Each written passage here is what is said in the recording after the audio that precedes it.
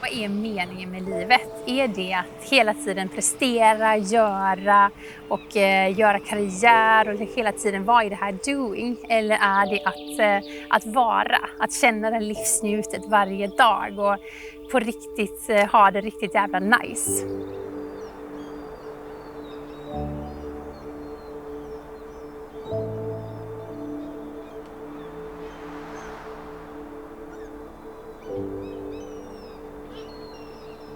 Det var väl någon gång när jag var kanske 20. Fram tills dess så, om man tänker hur jag var innan, så när jag var liten så var jag jätteblyg och vågade knappt säga någonting. Jag hade någon form av inneboende känsla av att jag ville ta plats och stå på scen och snacka och sjunga och ta för mig. Men på något sätt så var jag så blyg så jag inte riktigt vågade. Jag var nog rädd för det mesta.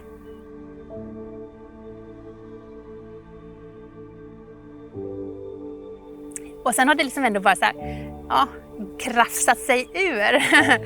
Och så det var väl när jag var ute och reste eller under gymnasiet och jag började liksom resa i världen och plugga och man liksom får testa på massa nya saker och hitta sin grej. Jag heter Anna Linton. Jag är människa. Jag är livsnjutare, entreprenör och upplevelsedesigner.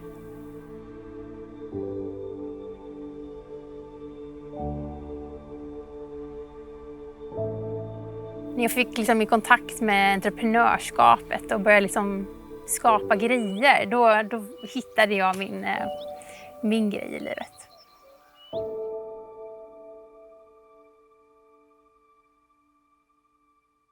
Jag ser att många känner och upplever mycket stress. Kanske inte alltid har så medvetna val i vardagen och i livet, i arbetslivet, i sin helhet. Vilket gör att man kan ta väldigt kortsiktiga, inte alltid medvetna val. Vilket gör att man själv kanske inte mår så bra, det som jag gör kanske inte är det allra bästa. Det går väldigt snabbt.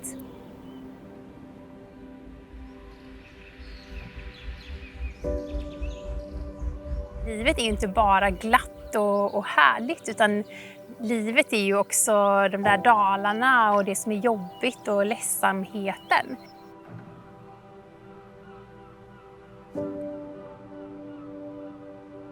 Dagar som man dippar, de behövs ju också, för det är kanske det som gör en påminnelse om att du behöver återhämta dig. Du behöver på något sätt bjuda in lite lugn och egen tid. För när vi känner den här liksom dippen så är det ofta att man vill dra sig undan.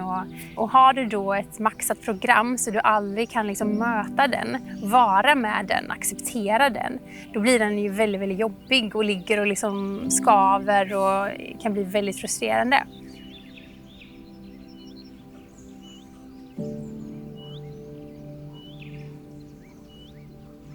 Och jag har ju bara kört på i mitt liv, för min hjärna har varit så här doing. Den vill göra för att då mår den bra. Och jag har blivit bekräftad i allt jag gör. Och då är det så spännande att reflektera lite att jag kanske inte bara kan göra saker hela tiden för att må bra. Jag behöver också bara vara. Jag behöver liksom gilla det lika mycket för att göra rätt saker.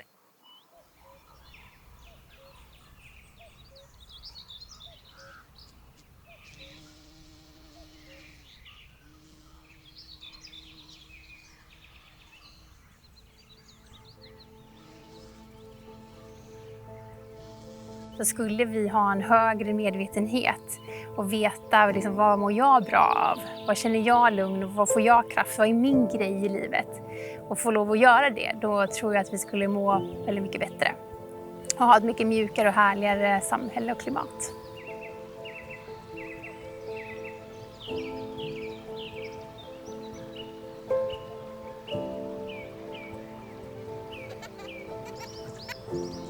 Jag har blivit så mycket starkare genom att hitta lugnet och vara med lugnet och acceptera lugnet. Jag har på något sätt känt att det är lite fult att vara lugn.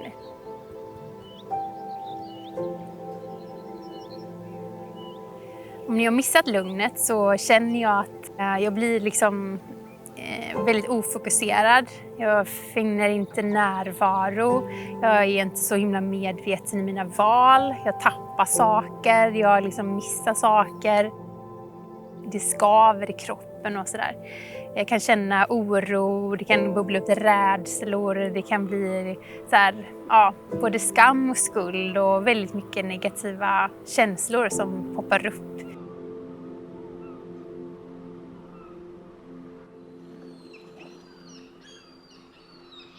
Jag har bjudit in meditation i mitt liv. Jag gör inte bara liksom den mest högintensiva träningen. Jag har tränat väldigt mycket men har ju märkt att om jag också bjuder in yin-yoga och avslappningsövningar så liksom får jag mer respons från min kropp.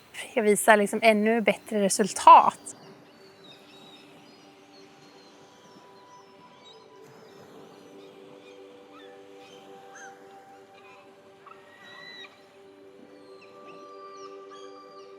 För att få mer livsnjut så det mitt allra bästa är att bada i havet och vara nära naturen.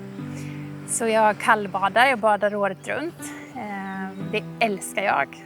Och det liksom bara sticker så här gött i kroppen och rusar i hela systemet när man kommer upp. En så här kall och krispig januarimorgon.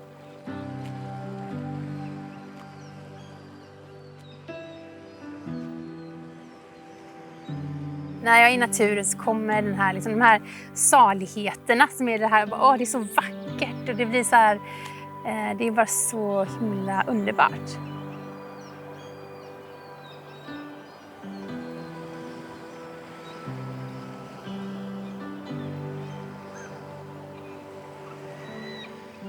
Det enda jag kan göra, jag kan öva, jag kan misslyckas och jag kan skratta åt mig själv. Man måste ha väldigt mycket så här självhumor och distans till sig själv. Så det löser mycket situationer, att ta till skrattet.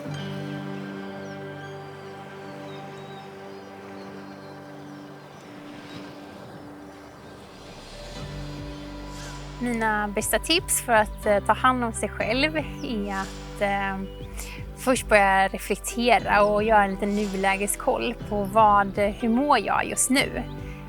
Och vad vill jag ha mer av i mitt liv? Vilka känslor önskar jag få mer av? Vad vill jag ha? Och inte vara så här jättetydlig i mig i vilken form de ska ske. Utan på något sätt göra en drömbild. Jag har alltid gjort en 5- och 10-års drömbild. Och nästan alla mina drömmar har faktiskt uppfyllts. Det är så himla coolt. Så att drömma mer, göra nuläge, drömma mer och sen börja skapa ut efter drömbilden. Så kommer både jättecoola saker hända, men också att du kan själv ta aktiva val mot någonting som på riktigt är sant och äkta för dig.